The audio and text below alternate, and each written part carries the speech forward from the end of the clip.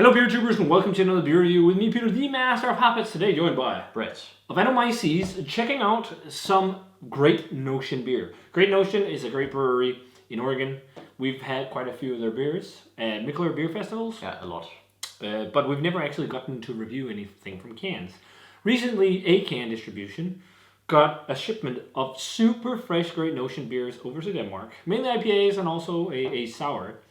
And yeah, we picked this one up at Erlings Bottle Shop. Or Erlings Flaskebutik, the new local bottle shop. Not also shout out to the guys. They were even kind enough to give us a little discount on the beers. So check them out if you're in the city. So, this one is the first one we're going to check out. And this is Afterglow, a West Coast IPA. So stoked that they send over a West Coast IPA, not just Haze.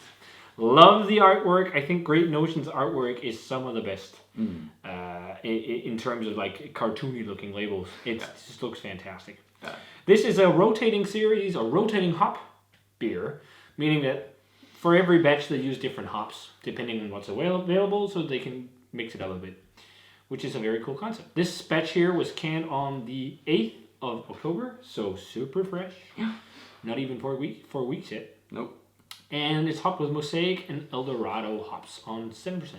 So, great. Looks like a West Coaster and looks like a modern West Coaster because the malt bill is very light because look how pale it is. It looks like the Beechwood IPAs. It does. It's pale golden yellow. It's got a nice frothy looking. Just look at that when you swirl it around. And it has that greenish hue. Yeah, from probably excessive dry hopping. Yeah. Lots of dry hopping. And you can tell that it has a nice carbonation. Yeah, it's one of the more effervescent West Coast IPAs. As a West Coast IPA should be. Yeah. And a nice white head. Let's check out the aroma.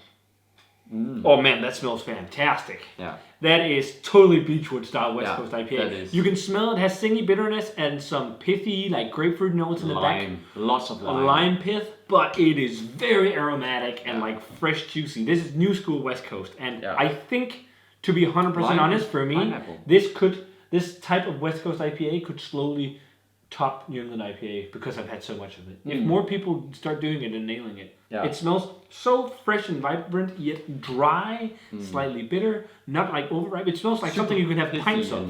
Yeah, just so pithy and that freshness. Again, it reminds me of when I do a lot of smoothies at home. Yeah. When I blend like pineapple or even ginger, that that aroma of especially ginger and pineapple together. Yeah. That really fresh, zesty smell. I'm also getting like really fresh passion fruit and mango, overripe mango, or maybe even underripe. I think there's definitely like a mango vibe from Eldorado, and a huge whiff of mandarin oranges too. Yeah. And I think that's from Eldorado, but it smells like a fabulous West Coast IPA. Let's try it. Cheers.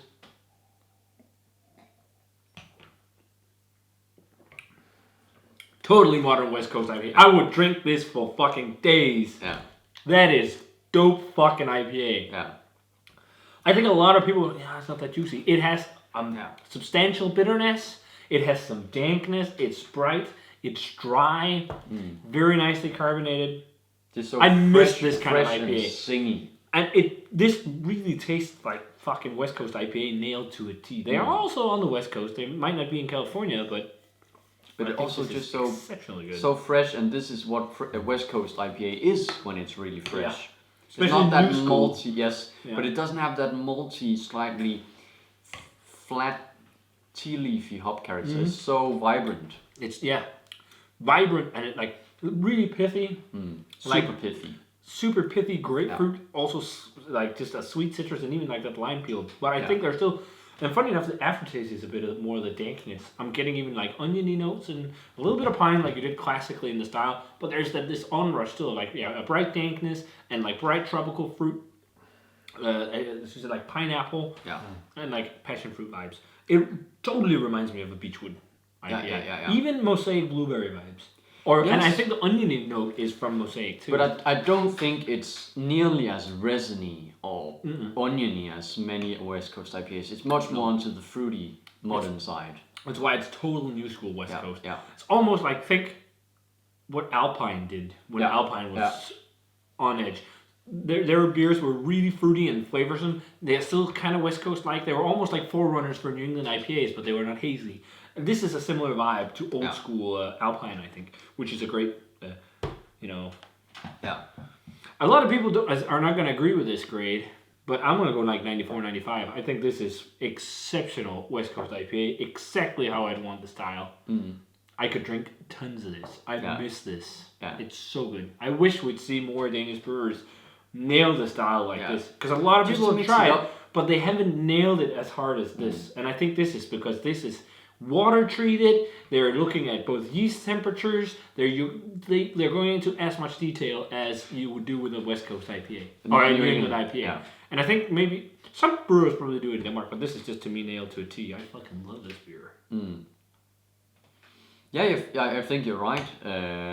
It doesn't have the same kind of bitter edge maybe as the real West Coast IPAs. It's more dry, but to me that's completely fine. Yeah, it's still bitter. There's something. This is at least 50 IBUs. Yeah, but it's not into that 60, 70, 80 thing. I wonder what it actually is. Yeah, maybe it is 70. Maybe I'm wrong, but to me it's more into the dry side of things than so do I. But it's just, I actually think a lot of people would like this more than many other West Coast IPAs because it's more dry rather than super bitter. Let's go with the 94. It's a very good West Coast IPA, and I would say it's very close to the Beechwood ones. I just think it's Afterglow. It just has... Yeah, there's no mention of bitterness, but no. Only a 4 on average on Untapped. And the only reason why it's only a 4 is because it's not hazy and not a juice bomb. But I think this is fantastic. I'm getting more of the Mosaic the more it warms, because Mosaic usually has the slightly deeper character. And I get more of that, and that's quite nice to get something that complements the bright, zesty things in there. So, yeah. Fantastic really West Coast IPA. Yeah. And big ups for having a pent return sticker that will actually work in the machine. Yeah, and also this fresh of a can, this fresh of a can. Yeah, usually when it's this fresh, you don't see these stickers on them. So great stuff. Things are going fast. So fantastic West Coast IPA, guys. Modern West Coast IPA. If you've had a chance to try the Afterglow by Great Notion, specifically the Mosaic and Eldorado version, canned on the 8th of October 2020. Let us know what you thought of it. Man, this makes me want to try more Great Notion. We have more in the fridge. Yes. But this was dope, guys. Definitely check out the Great Notion Afterglow, specifically the Mosaic and Eldorado version we have right here. Here, canned on the 8th of October 2020. Fantastic stuff.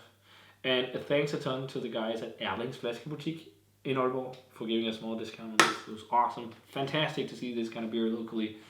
And as always, remember to comment, subscribe, check out the Facebook fan page on Twitter and Instagram. Give this video a thumbs up if you enjoyed it, and ring the bell for future notifications about videos. And we're going to say cheers in fantastic New School West Coast IPA, and see you guys in another beer review. Cheers.